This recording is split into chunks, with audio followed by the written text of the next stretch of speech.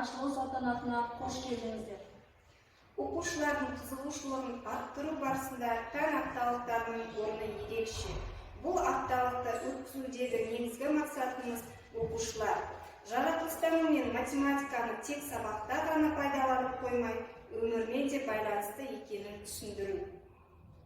Ал енді барлық ғылымдардың ішіндегі ең ауыр және ең қызық болып көрінетін 3 егіз пәннің патшаларына сөз берейік.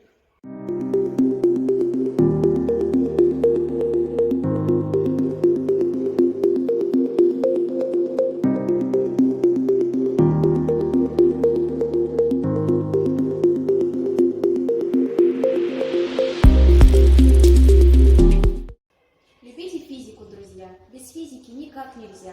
Без света не прожить и дня, как в древнем мире без огня. Без физики не только свет, компьютер или интернет мы не смогли бы получить. Давайте физику учить. Математика важна, математика нужна. Математика наука точная, математика наука сложная. Без нее нам никуда, мыслить и учить нас она. Математика гимнастика ума. Математика ғылымдардың патшасы атанған Фалес Пифагордан баталған, төзбейтін өтірікке жалғандыққа жасықтан емессің, сен қаталдансың. Ақыл ойды тәртіпке келтіретін нағыз пән математика атанғансың. Жас достар, мұны жақсы ұғайық, математика ғылымы құрметтеуге лайық. Уа халайық, баршаңа жар салайық. Бүгінгі кеш төрінде физика елінде, физика тілінде есеп шешіп жарысып, жұмбақ шешіп аңдысып, шабыттанып шалқысып. Есеппен ән салайық, көңілді кеш жасайық. Сырын ашып беретін әр ұғымның ғажап сырын осыдан сен ұғындың. Қиыны мен қызығын қатар тұра, математика патшасы сан ғылымның.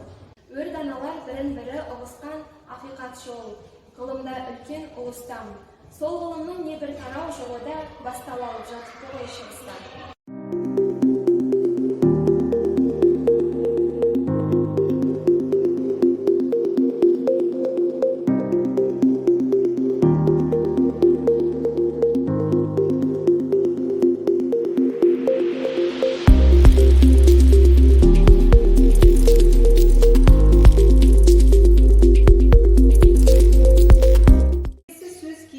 Бізді қоршаған табиғаттың қыр сырын меңгеретін жаратылыстану ғылымдарының қаншаларына берсек.